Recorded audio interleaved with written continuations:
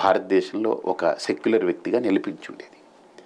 నేను రామాలయానికి వెళ్ళను, నేను గౌరవించను అనడం అది జోడోనా అది తోడోనా నాకు చెప్పండి. రైట్.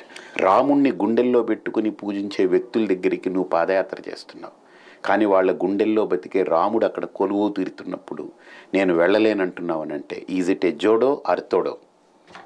రైట్, చాలా మంచి పాయింట్.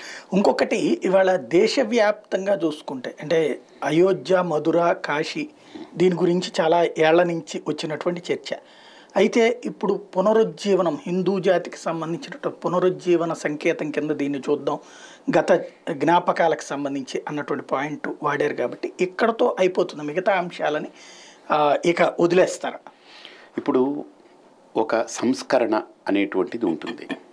సంస్కరణ అనేటువంటిది భారతదేశంలో ఎక్కడెక్కడైతే మన యొక్క సంస్కృతి మీద దాడులు జరిగాయో, మన యొక్క విధి విధానాల మీద ఒక దండయాత్రలు జరిగాయో, దురాక్రమణ జరిగిందో, వాటన్నిటినీ రెస్టరేషన్ అంటాం దాన్ని. మళ్ళీ తిరిగి మనం తీసుకొచ్చుకునేటువంటి పునర్వైభవం దిశగా మనం ఆలోచన చేయాలి, అడుగులు వేయాలి. భారతదేశం యొక్క గొప్పతనం మీరు గమనిస్తే మనకు నాసా లాంటి అద్భుతమైనటువంటి ప్రయోగశాలలు ఉన్నాయి, పరిశోధనశాలలు ఉన్నాయి మన భారతదేశంలో.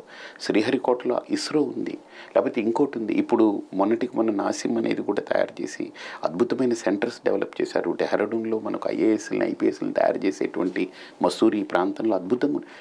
ఇవన్నీ భౌతికంగా అభివృద్ధి చెందేటువంటి అంశాలైతే, అభ్యున్నతి అంటే మన భారతీయ జీవన నాడి, మన భారతీయ సంస్కృతి, దీన్ని మళ్ళీ నిలుపుకోవడం అనేటువంటిది మన ధర్మం. ఆ ధర్మం దిశగా మోడీ గారే కాదు, మోడీ గారి తదనంతరం కూడా ఎవరొచ్చినా అక్కడ అడుగులు వేయాలనుకుంటున్నటువంటిది బీజేపీ యొక్క మూల సిద్ధాంతం. రోడ్లు నిర్మాణం కానీ, ఈరోజు ఎయిర్పోర్ట్లు కానీ, లేదా అవన్నీ డెవలప్ అవ్వాలి. మిగతా అభివృద్ధి చెందేటువంటి దేశాల సరసన భారతదేశం అంతకన్నా వేగంగా అభివృద్ధి చెందాలని కోరుకుంటాం.